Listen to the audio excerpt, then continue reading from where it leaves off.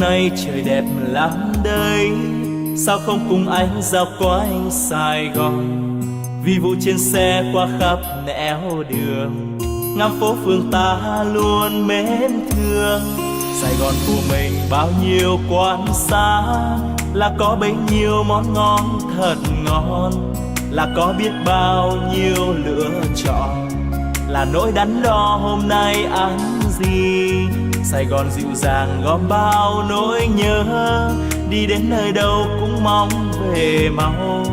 Thương lắm quan quen đôi ta vẫn hẹn, yêu lắm những con đường ta từng qua. Sài Gòn quá xa thương yêu, anh đã thương thật nhiều, anh yêu biết bao nhiêu, anh vẫn thương thật nhiều. Ôi yêu biết bao nhiêu.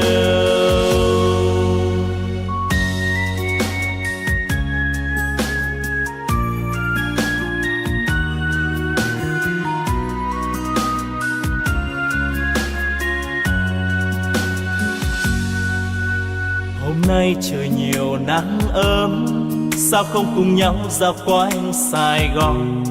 Bon bon trên xe qua muôn nẻo đường, ngắm phố phường ta luôn mến thương. Sài Gòn nhộn nhịp bao nhiêu quán xá, thì có bấy nhiêu món ngon thật ngon, thì có biết bao nhiêu lựa chọn, cùng những đắn đo hôm nay ăn gì.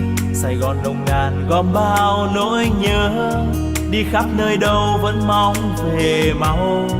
Thương lắm quan quen đôi ta hò hẹn, yêu lắm những con đường ta đã qua. Sài Gòn quá xa thương yêu, anh đã thương thật nhiều, anh yêu biết bao nhiêu, anh vẫn thương thật nhiều. Ôi yêu biết bao nhiêu, anh đã thương thật nhiều, anh yêu biết bao nhiêu, anh vẫn thương thật nhiều. Ôi yêu biết bao nhiêu, anh vẫn thương thật nhiều. Ôi yêu biết bao nhiêu.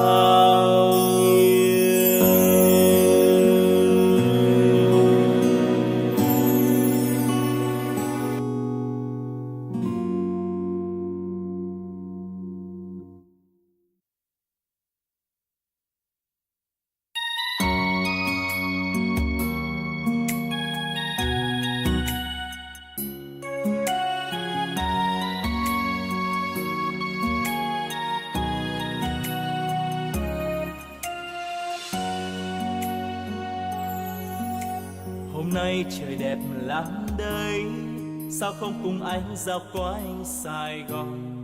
Vì vụ trên xe qua khắp nẻo đường, ngắm phố phường ta luôn mến thương. Sài Gòn của mình